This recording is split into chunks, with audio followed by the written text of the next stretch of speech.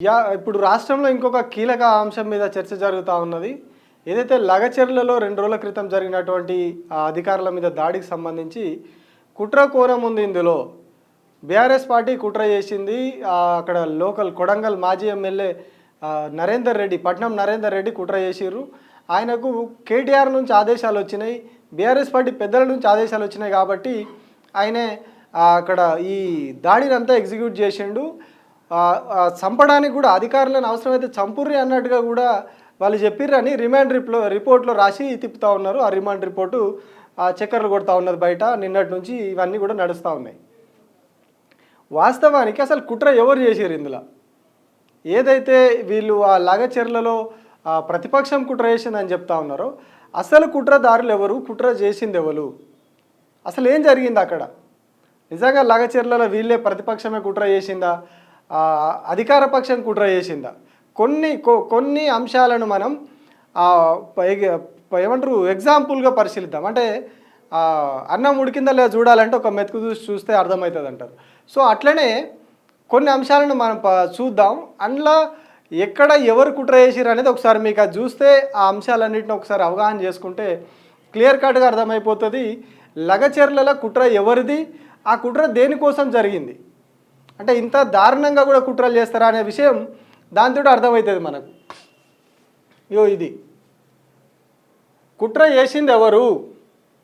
లగచర్ల ఘటనపై అనేక అనుమానాలు. ఫార్మాకు భూముల కోసం అధికారులను సర్కారు ఎరవేసిందా? ఫార్మాకు భూముల కోసం ఎవరిని ఎరేసిరు? అధికారులను ప్రభుత్వం ఎరవేసిందా? సమస్యను పక్కదారి పట్టించి తమ పని కాని చేద్దాం అనుకున్నారా? పని కాని చేసుడు అంటే వీళ్ళందరినీ లొల్లిలో నూకేసి, ఈ హత్యాయత్నం అని ఇదాని కేసులు పెట్టి ఇదంతా నూకేసి, తెరవేనకాల బిడ్డ మీరేమైనా చేస్తే ఇట్లా కేసులు అయితే అని భయపట్టించి భూములని రాయించుకోవడానికి, ఎవరైతే ఇన్ని రోజుల నుంచి పోరాటం చేసి భూములు ఏమని చెప్తా ఉన్నారో వాళ్ళతో రాయించుకొని లోపలేసే ప్రయత్నం ఏమైనా చేసిర్రా? ఇదొకటి. భూములు ఇవ్వాలంటూ బూతులు తిట్టడంతో తిరగబడిన గ్రామస్తులు. ప్రజల ఆగ్రహాన్ని కళ్ళకట్టిన రోటిబండ తండా. ఎప్పుడు అది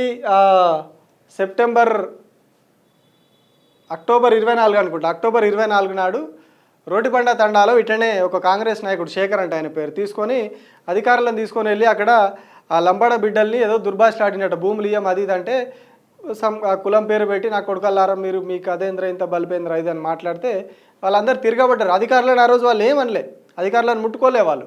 కేవలం ఎవరైతే దుర్భాషలాడిరో ఆ కాంగ్రెస్ నాయకుడి మీద తిరగబడ్డారు. ఆయన మీద దాడి చేస్తే రివర్స్లో పోలీసులు వీళ్ళందరి మీద లాఠీ చార్జ్ చేసిరు.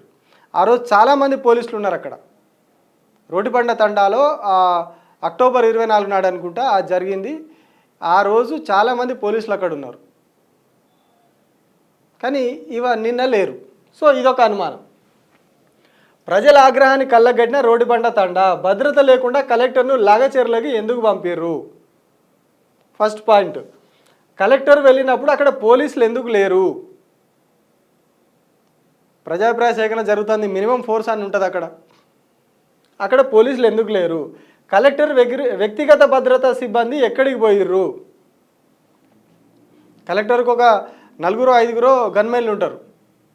ఇద్దరు సఫారీలు వేసుకొని ఉంటారు, సూట్ లాగా వేసుకొని ఉంటారు కదా, వాళ్ళు ఉంటారు. ఇంకొక ఇద్దరు మామూలుగా వెపన్ పట్టుకొని, 2-4 ఇంకొక ఎక్స్ట్రా వెహికల్లో వెనకాల వెపన్స్ పట్టుకొని ఇంకొక 2-4 ఇంకా ఉంటారు. అంటే ఒక 5-6 తక్కువ కాకుండా కలెక్టర్కు సెక్యూరిటీ ఉండాలి. మరి వాళ్ళందరూ ఎక్కడ పోయిర్రు? ఆ రోజు జరిగిన వీడియో చూస్తే మనకు ఒకరే ఒక వ్యక్తి కనిపిస్తాడు అక్కడ ముంగట. ప్రజలు ఇట్లా కలెక్టర్ వైపు తోసుకుంటూ వస్తూ ఉంటే అది చూపిస్తా ఆ వీడియో కూడా. కలెక్టర్ వ్యక్తిగత భద్రతా సిబ్బంది ఎక్కడికి పోయిర్రు? సురేష్ అనే పార్టీ కార్యకర్త పిలవంగానే కలెక్టరే వెళ్తారా? ఆయన పార్టీ ఆయన వాళ్ళే చెప్తా ఉన్నారు. ఆయన ఒక్కడొచ్చి పిలవంగానే కలెక్టర్ పోతారా? లగచర్ల ఘటనపై సిబిఐ ఎంక్వైరీ ఎందుకు జరపకూడదు? ఇది ఇప్పుడు వస్తున్నటువంటి డిమాండ్. ఇక దీని కథ అంతా చూద్దాం మనం ఒకసారి. పెద్ద గీతను జరపకుండా చిన్నగా చేయాలంటే దాని పక్కన ఇంకొక పెద్ద గీత గీస్తే సరిపోతుంది. అప్పుడు అందరి దృష్టి ఆ గీత మీదనే ఉంటుంది. ఇప్పుడు ప్రభుత్వం కూడా ఇలాంటి ఓ ఎత్తుగడనే లగచర్లలో అమలు చేసిందన్న వాదనలు వినిపిస్తూ ఉన్నాయి. లగచర్ల తండాలో కుట్రపూరితంగా అధికారులపై దాడి చేశారనే పెద్ద ఎత్తున అరెస్టులు జరుగుతున్నాయి. అయితే లగచర్లలో జరిగిన ఘటనను కాస్త క్షుణ్ణంగా పరిశీలిస్తే అనేక అనుమానాలు కూడా కలుగుతున్నాయి. చిక్కుముడులుగా మిగిలిపోయిన అనేక ప్రశ్నలు కనిపిస్తున్నాయి. 9 నెలలుగా అగ్నిగుండంలా రగులుతున్న ఫార్మా బాధిత గ్రామాల్లోకి కనీస భద్రత లేకుండా కలెక్టర్ను ఎలా పంపారన్నది ఇప్పుడు అసలు ప్రశ్న. మినిమం ఎవరో చిన్న చిన్న ఆఫీసర్ పోతేనే ఇట్లాంటి ఇష్యూలు ఉన్న కాడ ఓ 10 మంది 20 మంది పోలీసులను కావాలి పెడతారు. కానీ ఆయన ఒక కలెక్టర్ ఉన్నాడు, కడా చైర్మన్, ఆయన కూడా పెద్ద అధికారి, కడా స్పెషల్ ఆఫీసర్, ఎంఆర్ఓలు వీళ్ళంతా పోయినప్పుడు ఇంతమంది పోయినప్పుడు మినిమం సెక్యూరిటీ కూడా అక్కడ లేదు. ఒక 10-20 మంది కూడా పోలీసులు అక్కడ మనకు కనిపించరు, లేరు. ఎక్కడ కూడా మనం ఆ దాడి జరిగిన వీడియోలు ఎక్కడ కూడా ఒకరిద్దరు కానిస్టేబుల్ తప్పితే ఎవ్వరు కూడా పోలీసులు కనిపించరు.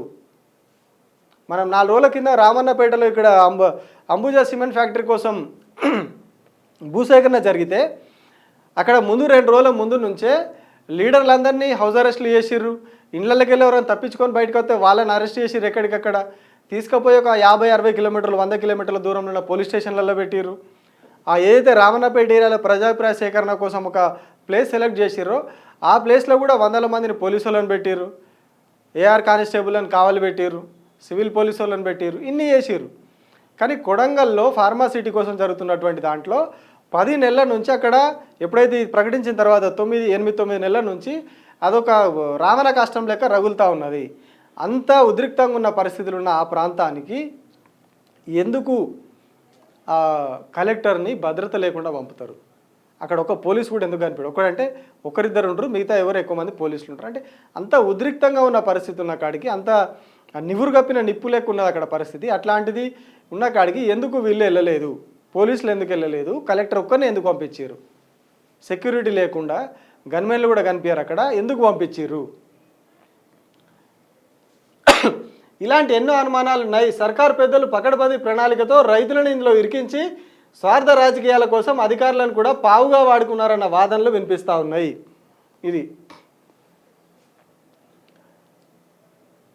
ఇదంతా సినిమా. ఇక మనం ఇంకో పేజ్లో చూద్దాం. నెక్స్ట్ పేజ్లో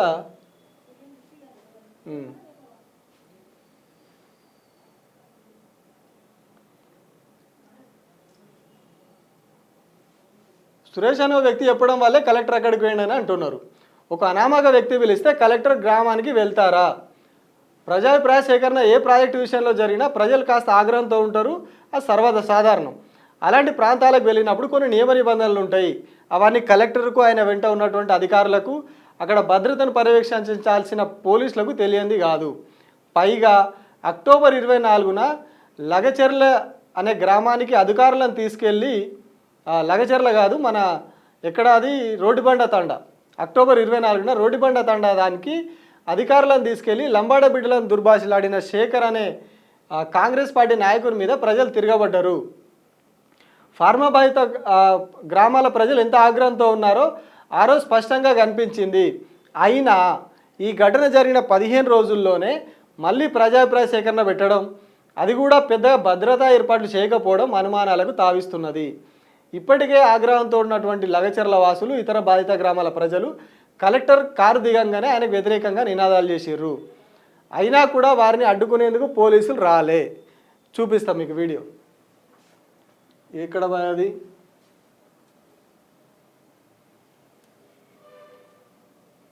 ఆయన కారు దిగుతాడు, నీట్గా వచ్చేస్తూ ఉంటాడు. అందులో ఎక్కడ కూడా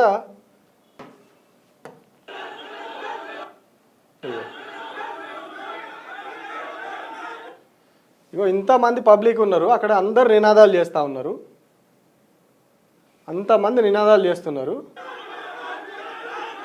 ఎక్కడన్నా పోలీసులు కనిపిస్తున్నారా మధ్యలో? ఎక్కడ కూడా. అటువైపు చూసినా మేము ఇటువైపు వచ్చింది, ఇటువైపు కూడా ఎక్కడున్నారు పోలీసులు? ఎక్కడ లేరు. ఇగో ఆయన కడా స్పెషల్ ఆఫీసర్ వెంకటరెడ్డి, ఈయన కలెక్టరు. ఒక్కడే. ఇగో ఇక్కడున్న వ్యక్తి ఒక కలెక్టరు, జిల్లా మెజిస్ట్రేట్ ఆయన పోతే ఈయన ఒక్కడే. మరి ఆయన సెక్యూరిటీ అంతా ఎక్కడ వేరు? కలెక్టర్ సెక్యూరిటీ అంత ఉద్రిక్తంగా ఉన్నది అక్కడ పరిస్థితి. అంతమంది మనుషులు ఆయన మీదికి వస్తూ ఉన్నారు. ఇక్కడ పేరు ఒక్కడే ఆపే ప్రయత్నం చేస్తూ ఉన్నాడు.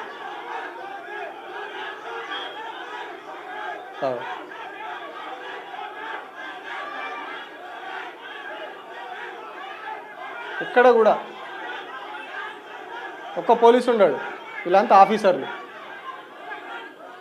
ఇక కొందరు ఆఫీసర్లు అడ్డం పోయి ఆపే ప్రయత్నం చేశారు కలెక్టర్ మీదకి రాకుండా.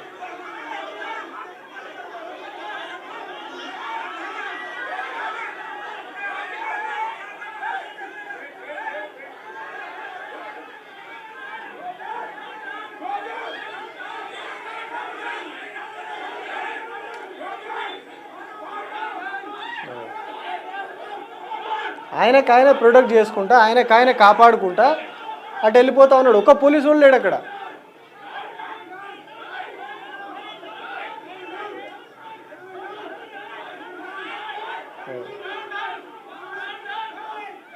అదే గన్మెన్. ఇక్కడ ఒక అయితే ఎవరైతే ఇందాక మనకు కనిపించండి ఆ ఒక్కడే గన్మెన్. ఒక్క కాకి యూనిఫామ్ లేదా చుట్టుపక్కల. వెనకకెళ్ళి ఒక ఆయన వస్తున్నాడు ఇప్పుడు.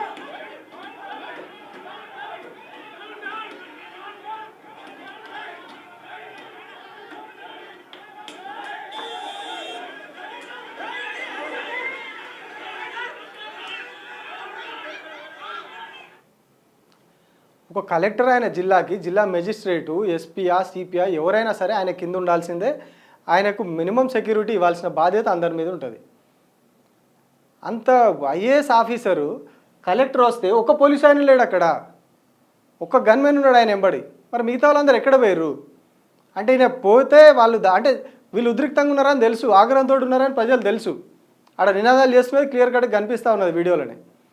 అంత పరిస్థితి ఉద్రిక్తంగా ఉండగా కూడా ఒక కలెక్టర్ని అట్లా ఓపెన్గా జనాలకు ఎట్లా వదిలేస్తారు, ఎట్లా పోనిస్తారు జనాలకి? ఆగ్రహంతో ఏమైనా జరిగితే ఇంకేమైనా జరుగుంటే అంటే పరిస్థితి వీళ్ళు కావాలనే చూసిరా ఇప్పుడు ఇట్లా. మినిమం ఒక 10 మంది కానిస్టేబుల్ అని అడ్డం ఉండాలి కదా. ఎక్కడ ప్రజాభిప్రాయ సేకరణ జరిగినా ఇట్లాంటి ఉద్రిక్త పరిస్థితులు ఉంటాయి. కానీ ఇక్కడ ఇంకా ఎక్కువ ఉన్నది పరిస్థితి. అట్లా ఉంటుంది కాబట్టి ప్రజాభిప్రాయ సేకరణ కాడ పోలీసు వాళ్ళు కావాలి ఉంటారు. ఆ లోపలికి దూసుకురాకుండా, గొడవ చేయకుండా, దాన్ని ఆ ప్రజాభిప్రాయ సేకరణ డిస్టర్బ్ చేయకుండా అక్కడ కావాలి ఉంటారు. సో వీళ్ళు మరి సరే ఊరు బయట పెట్టారు, తర్వాత ఆయన ఒక బీఆర్ఎస్ ఆయన పిలిచిండు అని చెప్పి ఊర్లోకి వచ్చినామని చెప్తా ఉన్నారు. సో మరి వచ్చేటప్పుడు ఆయన పోవాలా వద్దా, ఊర్లో పరిస్థితి ఎట్లా ఉన్నది కనీసం తెలుసుకోకుండా, కనీసం సెక్యూరిటీ లేకుండా, ఒక్క పోలీసు లేకుండా, ఒక్క గన్మెన్. కార్పొరేషన్ చైర్మన్ పదవులు ఇస్తే కార్పొరేషన్ చైర్మన్లకు ఇస్తారు 1+1 గన్మెన్. రేవంత్ రెడ్డి అన్న ఏ పదవిలో లేడు, ఆయన చుట్టూ 3-4 గన్మెన్లు ఉన్నట్టున్నారు. అలా తమ్ముని బట్టి కూడా గన్మెన్లు ఉన్నారట. మరి ఈయనకెందుకు లేదు సెక్యూరిటీ? సీఎం రేవంత్ రెడ్డి కుటుంబ సభ్యులకు సెక్యూరిటీ ఉంటుంది ఏ పదవులు లేకున్నా. ఒక కలెక్టర్ అయినా ఒక జిల్లాకు పరిపాలనకు ముఖ్యమైన వ్యక్తి, కీలకమైన వ్యక్తి. అట్లాంటి వ్యక్తికి మినిమం సెక్యూరిటీ కనీసం ఒక 3-4 కానిస్టేబుల్ కూడా లేకుండా అంత మందిలకు ఎట్లా పంపుతారు? ఏదైనా జరిగి ఉంటే ఆయన ప్రాణాలకు ఏమైనా ప్రమాదం జరిగితే ఎవడు రెస్పాన్సిబిలిటీ? ఏం చేస్తున్నది మరి జిల్లాల పోలీసు శాఖ ఏం చేస్తున్నది? ఎవరైతే వికారాబాద్ జిల్లాకి ఎస్పీ ఉన్నారో ఆయన ఏం చేస్తూ ఉన్నారు? ఆయన కింద ఉన్నటువంటి ఇంటెలిజెన్స్ ఆఫీసర్లు ఏం చేస్తూ ఉన్నారు? గ్రామాల్లో పరిస్థితి ఎట్లా ఉన్నది, ఎక్కడికి వెళ్ళాలి, ఎక్కడికి వెళ్ళొద్దు అని ఇవ్వాలి కదా, కలెక్టర్కి రెగ్యులర్ అప్డేట్స్ ఇవ్వాలి కదా. ఏం చేసిరు మరి? మీరు అప్డేట్స్ చేయకుండా కలెక్టర్కి ఏం చేసిరు? ఇట్లాంటి పరిస్థితులలో ఒక్కరు లేకుండా అక్కడికి పోతారు.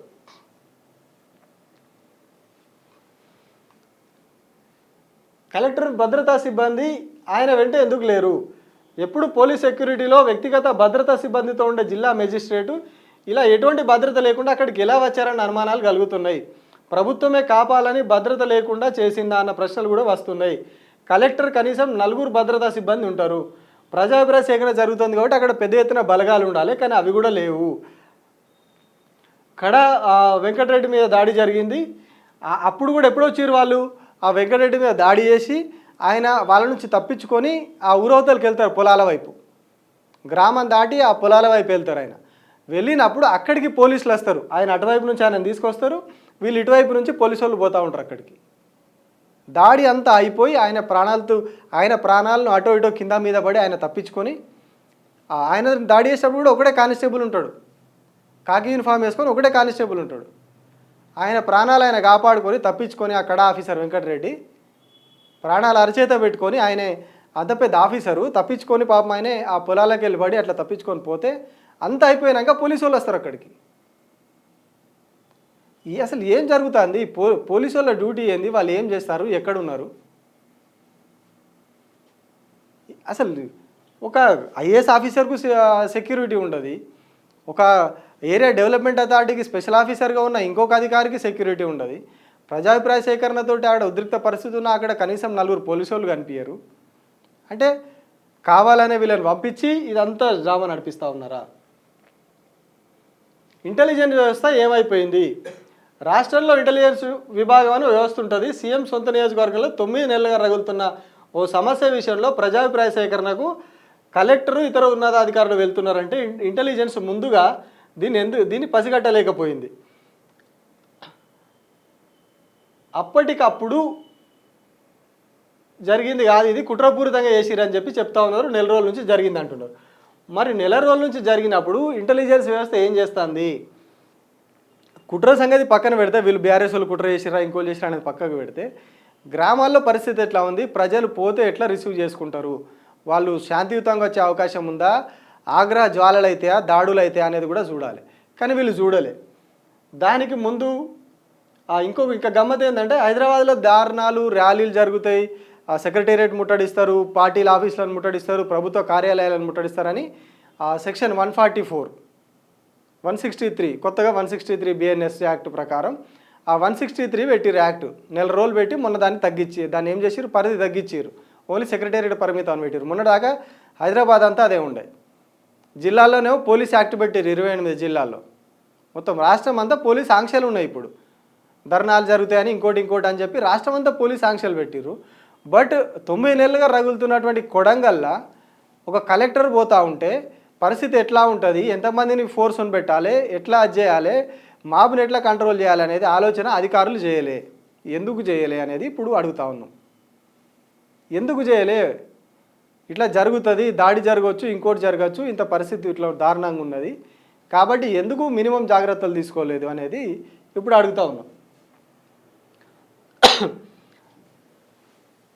పరిస్థితి నీరు కప్పిన నిప్పులా ఉందని ఇంటెలిజెన్స్ రిపోర్ట్ ఇచ్చినా దాన్ని ఎవరైనా తొక్కిపెట్టి విషయం బయటకు రాకుండా దాచిపెట్టి ఆ ప్రమాదకర పరిస్థితిలోకి కలెక్టర్ను ఇతర అధికారులను పంపించారన్న అనుమానాలు కలుగుతున్నాయి. అంటే ప్రజలు ఆగ్రహంతో ఉన్నారని, వెళితే దాడి జరుగుతుందని తెలిసే అక్కడికి వారిని పంపారన్న ప్రశ్నలు కూడా తలెత్తుతున్నాయి. ఎందుకు డౌటు? అక్టోబర్ 24 నాడు రోటిబండ తండాలో కాంగ్రెస్ నాయకుడి మీద దాడి జరిగింది.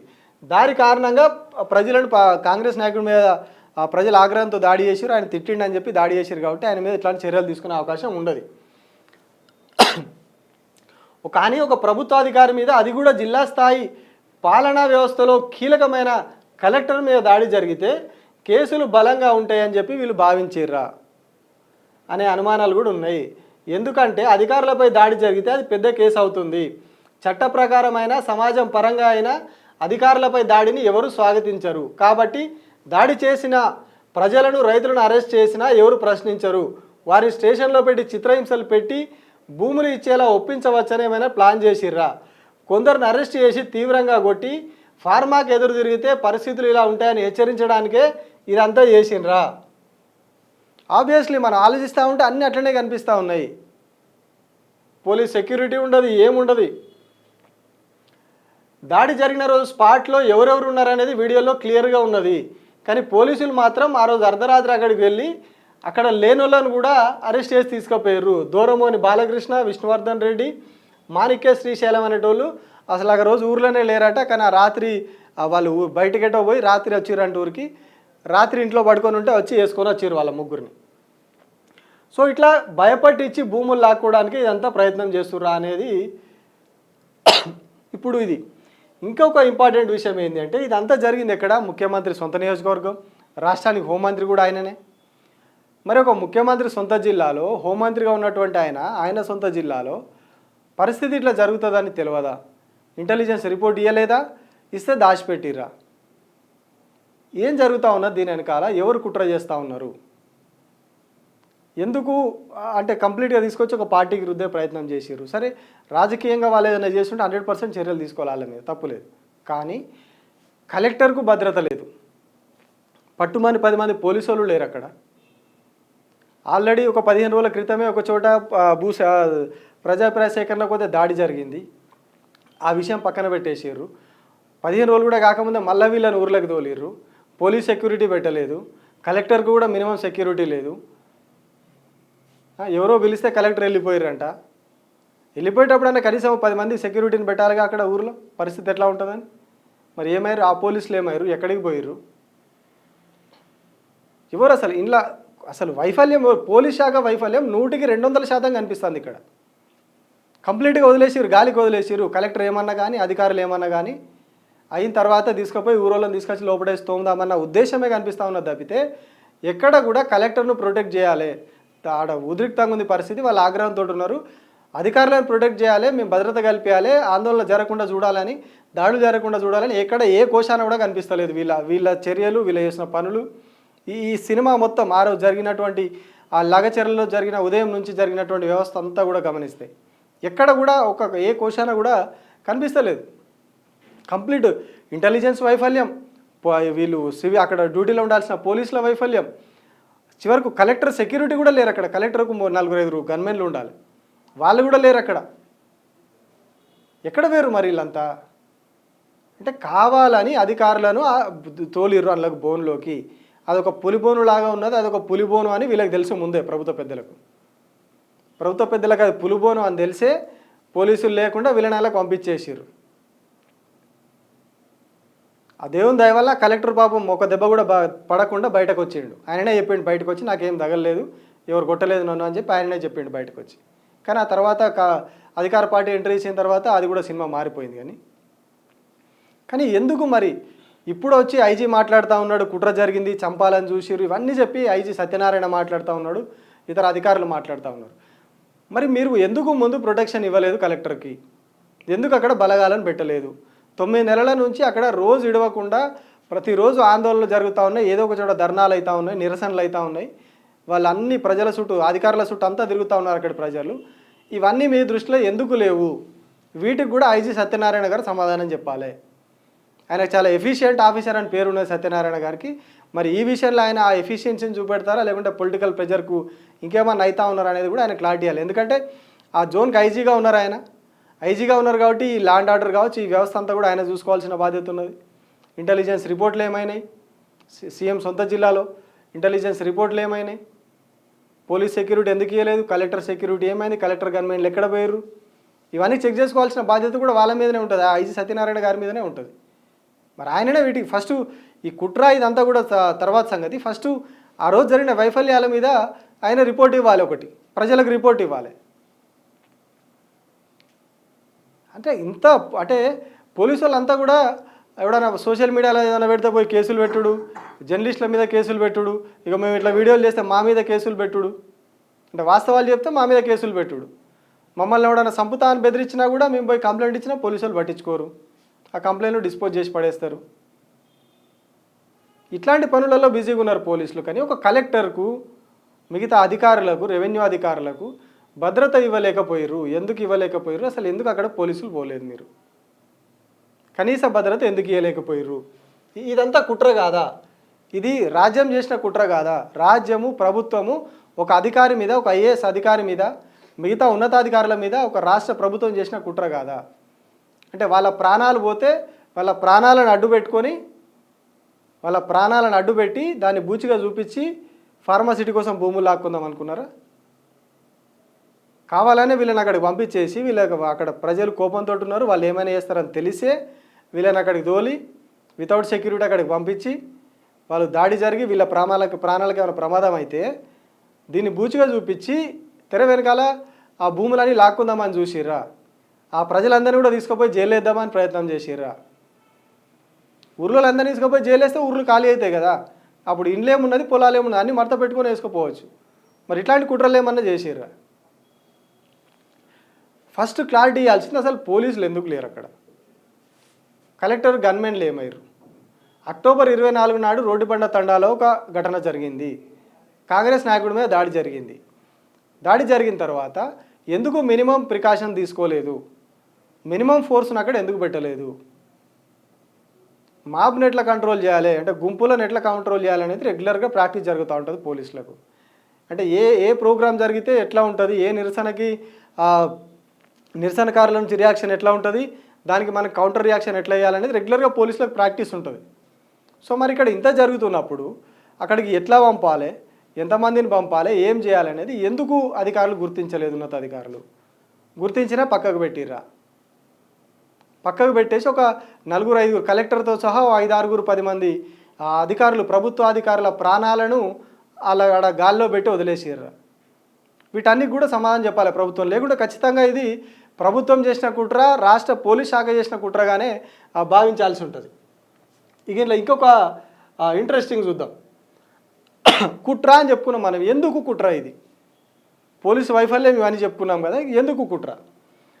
మొదటి రోజు దాడి జరుగుతుంది, అయిపోతుంది. సాయంత్రం వికారాబాద్ కలెక్టరేట్కి వస్తాడు. వచ్చి అక్కడ ఆందోళన చేస్తున్న వాళ్ళు చెప్తాడు, నా మీద ఏం దాడి జరగలేదు, నన్ను ఎవరు కొట్టలేదు అని చెప్తాడు. ఆయనే చెప్తాడు స్వయంగా, నా మీద దాడి జరగలేదు. మనకు వీడియోలో కూడా క్లియర్గా కనిపిస్తూ ఉన్నది. దాడి జరగలేదు, మీరు ఆందోళన చేయద్దు, ఓల్పనాలు చేసుకొని నా ఆఫీస్లోకి నేను పోతున్నా అని చెప్పేసి వెళ్ళిపోతాడు. ఆ సాయంత్రానికి నైట్ వరకు సైలెంట్. అర్ధరాత్రి 1 గంట 2 గంటల సమయంలో పోలీసులు పోయి ఊర్ల మీద పడతారు. ఊర్ల మీద పడి ఒక 55 మందిని ఎత్తుకొని పోతారు. అది డే 1 జరిగింది. డే 2 ముందు రోజు కలెక్టర్ దాడి జరగలేదు అంటాడు తన మీద. నెక్స్ట్ డే ఏమవుతుంది? కాంగ్రెస్ వాళ్ళు అందరు తెర మీదకి వస్తారు. అధికార పార్టీ వాళ్ళు వచ్చి కలెక్టర్ మీద దాడి జరిగింది, కలెక్టర్ మీద దాడి జరిగింది, కలెక్టర్ మీద దాడి జరిగింది. కాంగ్రెస్ పార్టీకి సంబంధించినటువంటి పేపర్లు కావచ్చు, ఛానళ్ళు కావచ్చు, అన్నిట్లలో అదే వస్తుంది.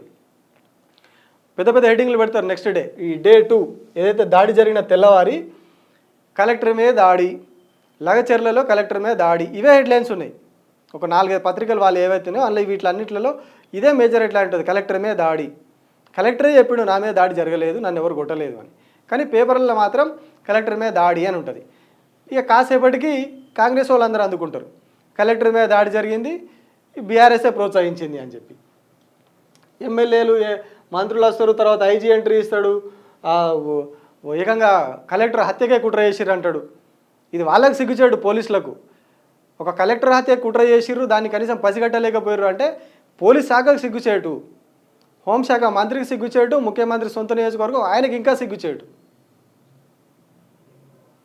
సొంత జిల్లాలో ముఖ్యమంత్రి సొంత జిల్లాకి ఐజీ పోయి ఒక కలెక్టర్ను చంపడానికి వాళ్ళు ప్లాన్ చేసిర్రు అని చెప్పి దాడి జరిగిన తర్వాత ఆయన చెప్పి మాట్లాడుతున్నారు. మరి దానికి ముందు ఏడవైరాయా మీరంతా?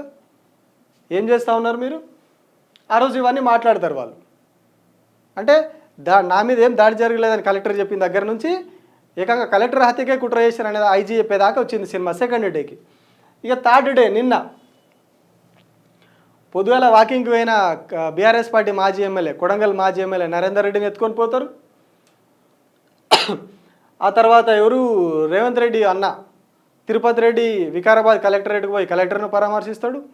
ఇందాక వీడియో చూసినాం, ఆయన వచ్చి ఎదురుగా వచ్చి తీసుకొని పోతాడు.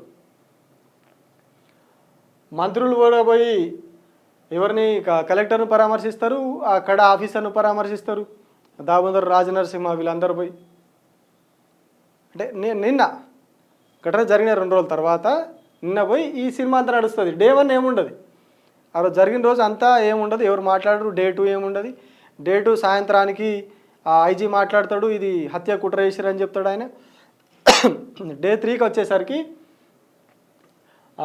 మంత్రులు ఎంటర్ ఇస్తారు, వాళ్ళందరూ ఎంటర్ ఇస్తారు అక్కడికి. అసలు ఎప్పుడు మాట్లాడని ఐఏఎస్ అసోసియేషన్ కూడా ఒక లేఖ ఇస్తుంది. ఇదిగో,